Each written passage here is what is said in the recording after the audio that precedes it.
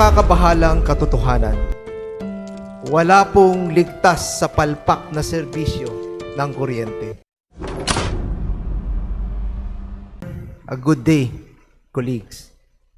Mr. Speaker, noong nakaraang Miyerkules,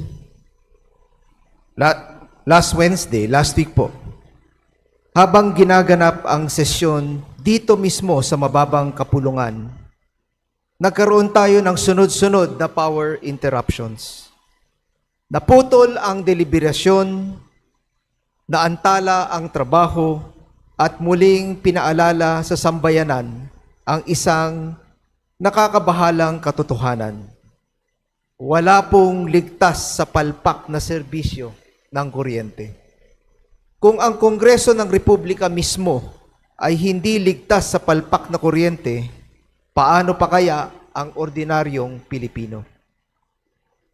Paano ang maliit na negosyanteng nalulugi kada brownout, ang estudyanteng nag-aaral sa gabi, ang ospital na umaasa sa tuloy-tuloy na supply, ang manggagawang hirap na hirap ng bayaran ang buwanang electric bill?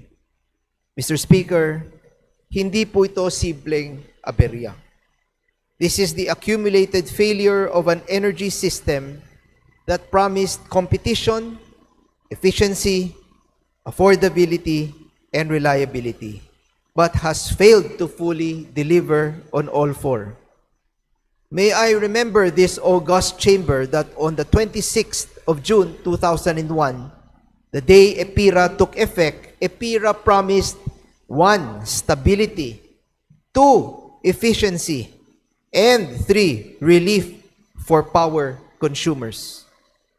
Yet on its silver anniversary this year, those promises continue as aspirations than reality. Puro panaginip lang po yun.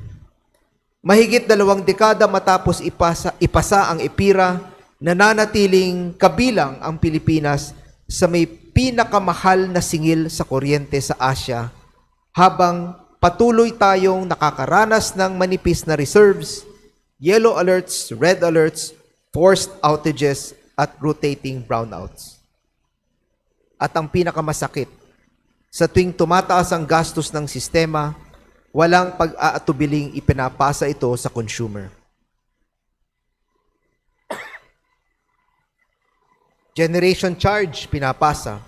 Transmission charge, pinapasa. Ancillary services, ipinapasa. Systems loss, ipinapasa. Policy charges, ipinapasa. Lahat ng bayarin obligadong bayaran ng mamamayan, pero ang maayos na serbisyo, walang kasiguruhan. At kapag pumalya ang sistema, brownout naman ang ipinapasa sa taong bayan. Mr. Speaker, noong nakaraang linggo lamang, parehong red alert ang Luzon at Visayas grids. Sa Luzon, halos dikit na dikit ang available capacity sa peak demand. Sa Visayas, ganito rin ang sitwasyon. At higit na nakakabahala, libo-libong megawatts ang unavailable dahil sa forced outages at underrated plants. Hindi na po ito isolated incident, hindi na po ito simpleng technical glitch. The data now points to a deeper structural problem. The Philippines is facing a power reliability crisis driven by insufficient dependable capacity. Ito nga po yung comment ng mga kababayan natin. Nag-EPIRA pa tayo. Pinangakuan pa tayo ng sufficient capacity. Pero ngayon, nagdikit-dikit na ang ating mga red alerts because of non-available capacity during peak demand. Hindi po sapat na marami tayong planta sa papel. Ang mahalagang tanong, available ba sila kapag kailangan na sila ng sambayanan? Bakit may mga planta na matagal nang naka-forced outage? Meron ba tayong sapat na reserve planning? Sapat ba ang enforcement ng DOE at ERC? At habang nangyayari po ito, sino ang sumasalo? Ang taong bayan. Mr. Speaker, hindi natin maaring gawing normal ang krisis na ito. The the Filipino people did not agree to pay first world electricity prices for third world reliability. Kaya nananawagan tayo ng isang malalim na investigasyon upang alamin. Una, bakit nananatiling mataas ang forced outage rates ng maraming generation plants? Ikalawa, sapat ba ang ginagawa ng DOE, ERC at NGCP sa reserve planning at reliability enforcement? Ito nga yung tinatanong kanina ni Bishop Abante na ang ERC ba ay for profit or for public interest? Ikatlo, bakit tila laging consumer ang sumasalo sa inefficiencies ng sistema sa pamamagitan ng automatic pass-through charges? Tinanong to kanina ni Bishop Abante, tinanong rin ni Minority Leader Serge Dagohoc. Ngunit Mr. Speaker, hindi sapat ang sisihan lamang. We cannot afford another blame game. The country needs execution. Kaya dapat malinaw ang ating panawagan at may kasamang konkretong hakbang. Una, dapat magkaroon ng mandatory public disclosure ng lahat ng forced outages at underrated capacities, planta kada planta, araw kada araw, dahilan kada dahilan. We want to know where, when, and why. May karapatan ang publiko na malaman kung sino ang unavailable at bakit. More importantly, we want to know how long they have been unavailable and why they have been allowed to be unavailable. Ikalawa, dapat repasuhin ng DOE at ERC ang reliability standards at penalty framework para sa habitual outages at prolonged deratings. Ganun na lang ba yun? Pababayaan lang silang magpabili na derated. Hindi maaring tuloy ang kita habang hindi dependable ang serbisyo. Ikatlo, dapat maglabas ang DOE, ERC, NGCP at generation companies ng isang unified grid reliability and reserve adequacy plan covering the next 3 years. Kasama ang malinaw na timelines ng maintenance shutdowns, reserve requirements at committed additional dependable capacity. Dahil Mr. Speaker, kung hahamutin natin sila ngayon, magtuturoan sila. Ang ituturo ng generation, yung transmission, ang sasabihin ng transmission, yung generation, ang sasabihin ng distribution, transmission, or kung hindi, yung generation. Magtuturuan silang lahat dahil wala pong grid reliability at adequacy plan. Ikaapat, dapat pabilisin ang rehabilitation at pagbabalik operasyon ng dependable baseload plants na matagal nang unavailable. Habang inaayos natin ang structural problems ng power sector, dapat mayroon ding agarang ginhawang maramdaman ang taong bayan. Hindi maaaring sabihin natin sa publiko na, "Boss, maghintay ka lang. Hintay muna tayo dahil pinag-aaralan at pinag-iimbestihan pa."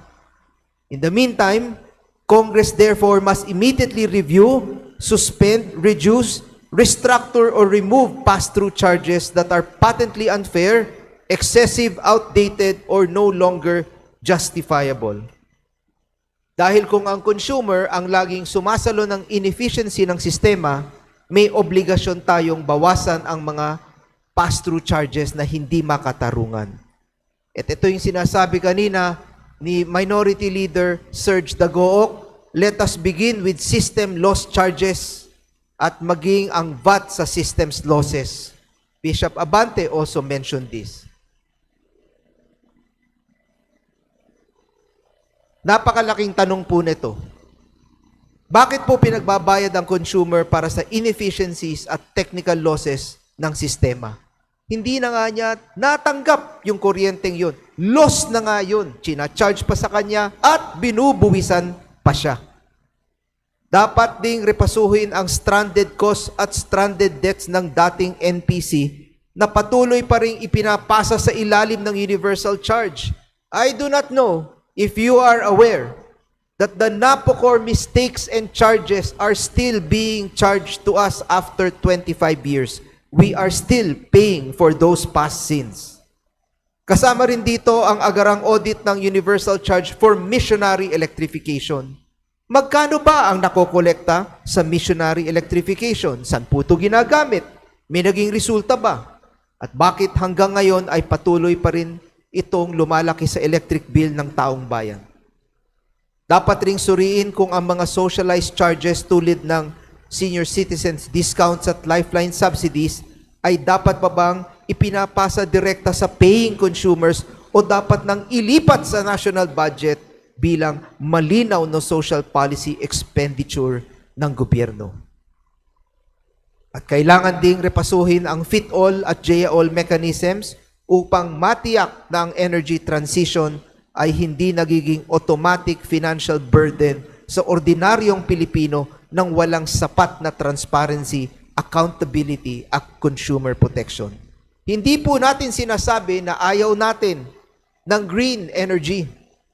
Itong fit-all, ito pong feed-in tariff allowance at green energy auction allowance, we are for it. But why is the Filipino consumer paying for this at hindi po ang Estado? Mr. Speaker, linawin natin. Hindi natin sinasabi sa mga investors na uurong tayo sa ating mga nilagdaang kontrata. Hindi natin sinasabing aatras ang Pilipinas sa renewable energy. Ang sinasabi natin ay simple lamang.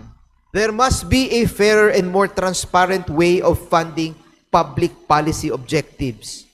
Pass-through charges cannot be forced on consumers without their knowledge. Kung may pondong inilalabas para sa ibang national priorities, bakit tila ang consumer lamang sa electric bill ang laging unang kinukuhanan para rito? Dapat sagutin ng national budget ang mga pass-through charges at hindi pinapataw ang mga ito sa mga consumers na hindi po nila nalalaman. Energy investors, we agree, deserve predictability. We are all for that. But consumers deserve fairness as well. Mr. Speaker, this is no longer just an energy issue. It is now an economic survival issue. Kapag mahal ang kuryente, tumataas ang presyo ng pagkain. Kapag unreliable ang supply, humihina ang industriya. Kapag walang kumpiyansa sa power sector, nawawala ang investments at trabaho. Kaya malinaw ang ating paninindigan.